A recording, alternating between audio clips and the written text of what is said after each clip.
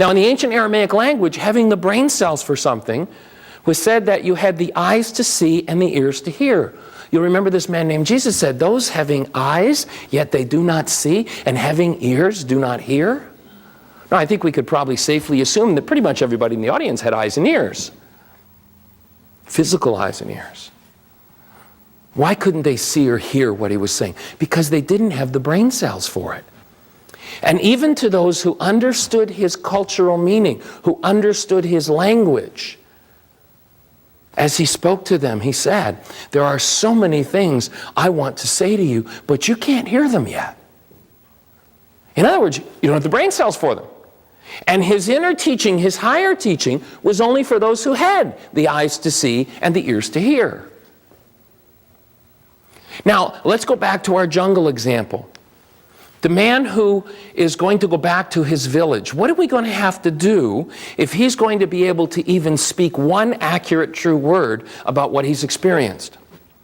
We're going to help him to teach him and have him build the brain cells for what an airplane means and what international travel means.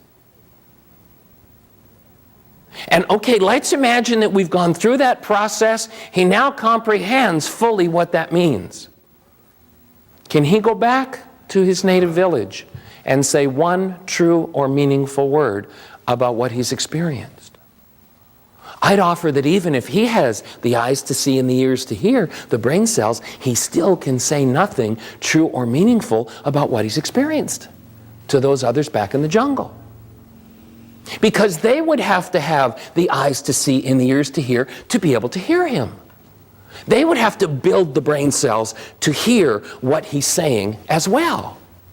So sounds don't have meanings. Law of the mind. Sounds don't have meanings. Brain cells have meanings. Sounds trigger brain cells. And so we see what we have the eyes to see, we hear what we have the ears to hear.